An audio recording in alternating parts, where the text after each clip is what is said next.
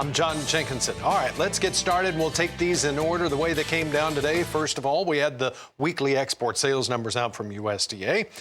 Corn came in at 4.63 million metric ton. It was soybeans at 166,800 metric ton. Soybean meal at 185,000, and the wheat 414,100 metric ton. On the second page of that weekly export sales number, it shows where grain sorghum was at 60,800. Upland cotton, pretty big number, 340,600. Running bales, that is. Rice at 53,700 metric ton. And then we had an overnight export sale. And this was not included in those totals. It will be next week. 111,000 metric ton of corn was sold to Japan. So now let's go on over to the futures. Our futures here on the Market Day Report are provided by Bar Chart. May corn now down 10.5 at 543. We've already gone all the way down to 541.5. Leaves us here with an 11-cent trading range. In the December contract, we're down 3.5 cents at 465.5. So all of a sudden, these front months, which have been stronger, have now flipped, and now they are weaker. And it's kind of the same story in the soybeans, with May down 19 at 14.13 3/4, but the November is down 14 cents here. Some of those deferred contracts about 13 pennies lower. July Chicago wheat down 11 3/4, and that far out December is down 10.5 cents. July Kansas City wheat down 7 3/4. The December is down 7.5. The Minneapolis wheat for July is down 8 at 628 1/4, but the December's down 7 3/4. Cotton lost a lot of ground last night on the overnight trade and now is 340 lower at 79.04 for the May. December down 273 at 77.65. Brian Hoops, he is with Midwest Market Solutions. He's here with us.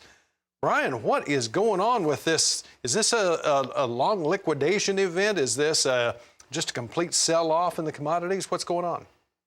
Hey, good morning, John. It kind of feels that way. You know, we had one last week as well where we had just a day where everything kind of just washed out, and then we recovered and came back going into the weekend. And it feels like that same thing happening. Look at bean oil futures dropping sharply, just went limit down after being limit up earlier this week, and now they've locked limit down.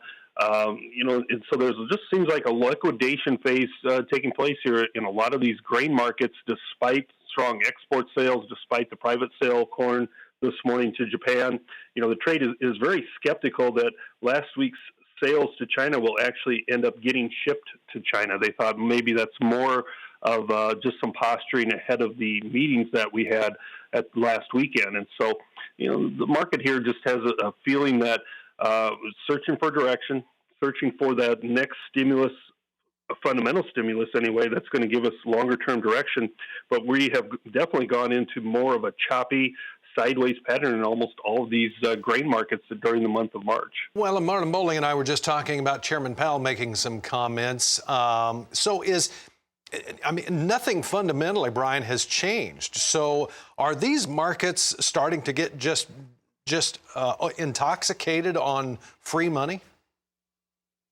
Yeah, you know, to an extent, that's probably what's happening, especially in the stock market. You know, a lot of stimulus money being floated about, but you know, we've started to weaken that stock market as well as, you know, the market is, I think, you have a heavy feel in here with what's going on with the, you know, overall the big stimulus package and the big tax incentives that are going to definitely affect this market longer term. You know, and that definitely hurts the farmers and how much they are able to spend on equipment, and all this has a overall effect. But you know, just the fact we're seeing in the grains anyway, a lot of momentum to the downside today. Right. The Dow right now down 272. So lower here as well. I'll tell you what, we'll be back in just a moment. Stay with us. More is coming up right here on the Market Day.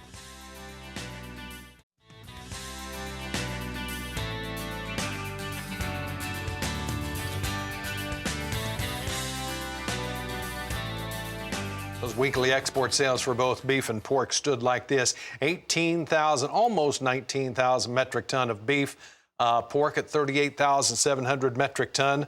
Now on over to the futures. Did that have an effect on these futures markets at all? April live cattle up 60 at 119.72. This may have more to do with cash than export sales, and maybe is a little bit of both. We'll ask Brian here in a second. June is up 75. The August fat's up 52 right now.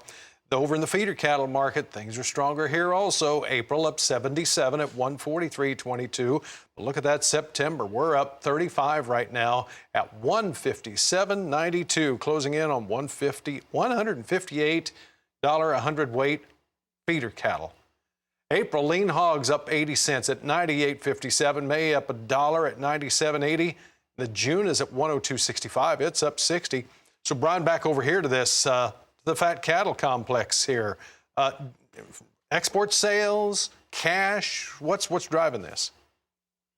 Yeah, I think it's a combination, actually, John. The cash trade coming in this week on a dress basis went to $3 better. In the southern trade, live basis, at least $1 better. There was some instances on the Fed cattle exchange at 116. That would be $2 better.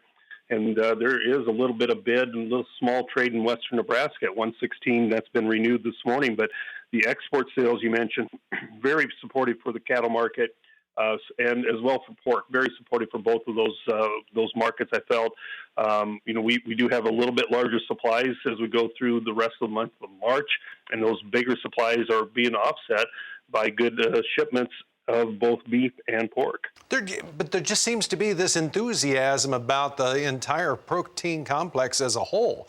Is some of this managed fund money that's coming into this? Yeah, some of it is that the funds are stepping back into this market. Fundamentally, the economy opening up, that should encourage restaurant traffic. We go into the summer, that encourages grilling demand.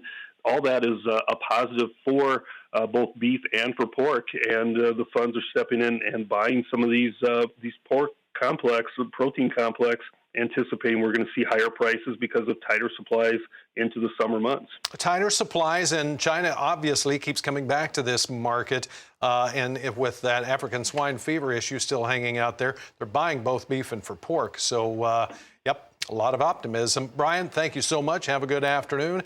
And we'll talk to you again very soon. Janet, that is the latest from the market desk, ma'am. Back to you.